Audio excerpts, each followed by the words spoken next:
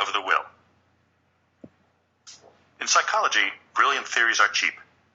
People like to think of the field advancing thanks to some thinker's startling new insight, but that's not how it usually works. Coming up with ideas isn't the hard part. Everyone has a pet theory for why we do what we do, which is why psychologists get sick of hearing their discoveries dismissed with, "Oh, my grandmother knew that." Progress generally comes not from theories, but from someone finding a clever way to test a theory, as Walter Mischel did. He and his colleagues weren't theorizing about self-regulation. In fact, they didn't even discuss their results in terms of self-control or willpower until many years later. They were studying how a child learns to resist immediate gratification, and they found a creative new way to observe the process in 4-year-old children. They would bring the children one at a time into a room, show them a marshmallow, and offer them a deal before leaving them alone in the room. The children could eat the marshmallows whenever they wanted to, but if they held off until the experimenter returned, they would get a second marshmallow to eat along with it. Some children gobbled the marshmallow right away. Others tried resisting but couldn't hold out. Some managed to wait out the whole 15 minutes for the bigger reward. The ones who succeeded tended to do so by distracting themselves, which seemed an interesting enough finding at the time of the experiments in the 1960s. Much later, though, Mischel discovered something else thanks to a stroke of good fortune. His own daughters happened to attend the same school on the Stanford University campus where the marshmallow experiments took place. Long after he finished the experiments and moved on to other topics, Mischel kept hearing from his daughters about their classmates. He noticed that the children who had failed to wait for the extra marshmallow seemed to get in trouble more than the others, both in and out of school.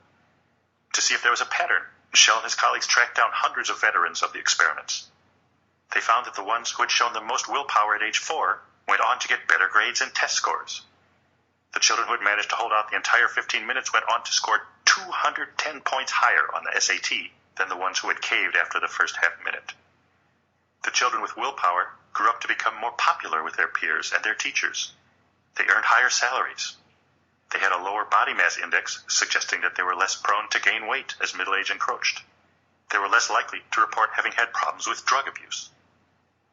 These were stunning results because it's quite rare for anything measured in early childhood to predict anything in adulthood at a statistically significant level. Indeed, this disconnect was one of the death blows against the Freudian psychoanalytic approach to psychology, which emphasized early childhood experiences as the foundation of adult personality. Surveying this literature in the 1990s, Martin Seligman concluded that there was hardly any convincing proof that episodes in early childhood have a causal impact on the adult personality, with the possible exceptions of severe trauma or malnutrition. The very few significant correlations he noted between childhood and adult measures could be explained as mostly reflecting genetic, inborn tendencies, such as having a generally sunny or grumpy disposition. The willpower to resist a marshmallow may well have had a genetic component too, but it also seemed amenable to nurture, producing that rare childhood advantage that could pay dividends throughout life. These dividends looked even more remarkable once the overall benefits of self-control were assessed, which I did in Losing Control, a scholarly book I wrote in 1994 with my wife, Diane Tice, a fellow professor at Case Western Reserve University, and Todd Heatherton, a professor at Harvard. Self-regulation failure is the major social pathology of our time, we concluded, pointing to the accumulating evidence of its contribution to higher divorce rates, domestic violence, crime, and a host of other problems. The book stimulated more experiments and studies, including the development of a scale for measuring self-control on personality tests. When researchers compared students' grades with nearly 36 personality traits, self-control turned out to be the only trait that predicted a college student's grade point average better than chance. Self-control also proved to be a better predictor of college grades than the student's IQ or SAT score. Although raw intelligence was obviously an advantage, the study showed that self-control was more important because it helped the students show up more reliably for classes, start their homework earlier, and spend more time working and less time watching television. In workplaces, managers scoring high in self-control were rated more favorably by their subordinates as well as by their peers. People with good self-control seemed exceptionally good at forming and maintaining secure, satisfying attachments to other people. They were shown to be better at empathizing with others and considering things from other people's perspectives. They were more stable emotionally and less prone to anxiety, depression, paranoia, psychoticism, obsessive-compulsive behavior, eating disorders, drinking problems, and other maladies.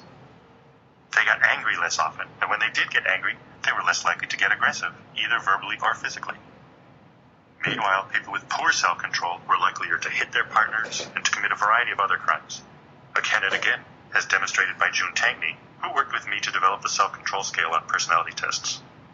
When she tested prisoners and then tracked them for years after their release, she found that the ones with low self-control were most likely to commit more crimes and return to prison.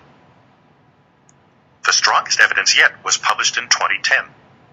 In a painstaking long-term study, much larger and more thorough than anything done previously, an international team of researchers tracked 1,000 children in New Zealand from birth until the age of 32. Each child's self-control was rated in a variety of ways, through observations by researchers as well as in reports of problems from parents, teachers, and the children themselves. This produced an especially reliable measure of children's self-control, and the researchers were able to check it against an extraordinarily wide array of outcomes throughout adolescence and into adulthood. The children with high self-control grew up into adults who had better physical health, including lower rates of obesity, fewer sexually transmitted diseases, and even healthier teeth. Apparently, good self-control includes brushing and flossing.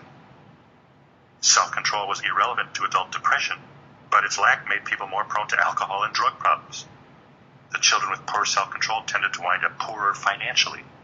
They worked in relatively low-paying jobs, had little money in the bank, and were less likely to own a home or have money set aside for retirement. They also grew up to have more children being raised in single-parent households, presumably because they had a harder time adapting to the discipline required for a long-term relationship. The children with good self-control were much more likely to wind up in a stable marriage and raise children in a two-parent home. Last, but certainly not least, the children with poor self-control were more likely to end up in prison. Among those with the lowest levels of self-control, more than 40% had a criminal conviction by the age of 32, compared with just 12% of the people who had been toward the high end of the self-control distribution in their youth.